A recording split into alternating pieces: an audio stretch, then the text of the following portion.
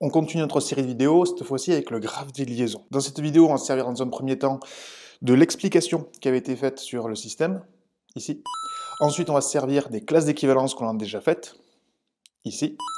Et on va poursuivre à partir de ça sur la suite.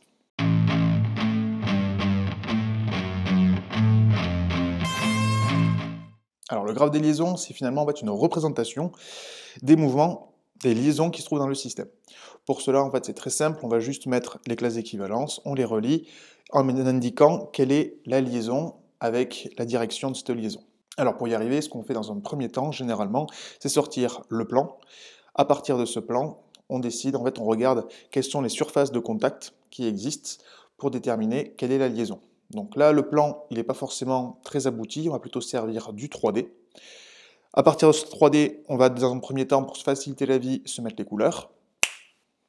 Maintenant qu'on a les couleurs, on va essayer de regarder un petit peu les mouvements. Première classe d'équivalence qui bougeait avec le bâti, c'était le volant qu'on avait.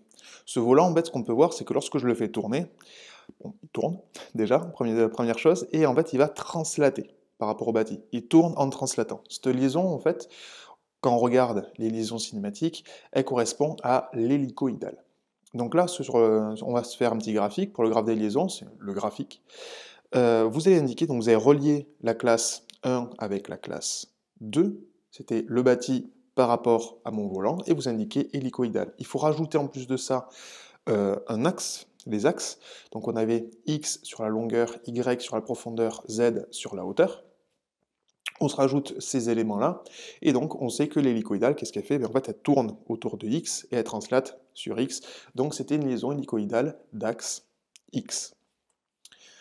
Dans un second temps, on regarde toujours ce volant, en fait, et ce volant, ce qu'on peut voir, c'est qu'il va être relié à ma matrice mobile. Et à la matrice mobile, ce qu'on peut voir, en fait, c'est que, au final, quand mon volant avec la tige filetée, en fait, avance, ma plaque, elle avance aussi. Donc, il n'y a pas de mouvement, il n'y a pas de mouvement de translation. Par contre, on peut voir que l'axe peut tourner, alors que la plaque, elle ne tourne pas. Donc, quel est le mouvement possible? C'est une rotation possible.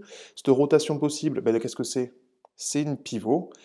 Cette pivot, on lui indique en fait sur quel axe je suis en train de tourner. Je suis en train de tourner sur les axes des X, donc on marque pivot d'axe X. Simple. Par contre, cette matrice mobile, ce qu'on peut voir, c'est qu'elle est aussi reliée finalement sur le bâti. Sur le bâti, on peut voir les deux axes. On avait dit en fait que c'était les axes 6 dans la vidéo précédente. Ces deux axes 6, en fait, quand on les prend indépendamment, qu'est-ce que c'est? En fait, c'est un cylindre dans un cylindre. Je peux faire une rotation, je peux faire une translation. Donc, je vais avoir une pivot glissant et une deuxième pivot glissant. D'accord? J'ai deux pivots glissants. Et il faut les indiquer. C'est que chaque fois en fait, qu'il y a un contact, je regarde qu'est-ce qui est permis. Donc, pivot glissant sur l'un, pivot glissant sur l'autre. Et ça va être pivot glissant d'axe X. Ensuite, on va regarder au bâti, en fait, avec la vis d'Archimède qui est à l'arrière. Cette vis d'Archimède, qu'est-ce qu'elle peut faire? Elle peut uniquement tourner sur elle-même, c'est ce qui me permet de convoyer le plastique qui va fondre en cours de route, et donc elle peut faire que une rotation d'axe X, c'était une pivot d'axe X.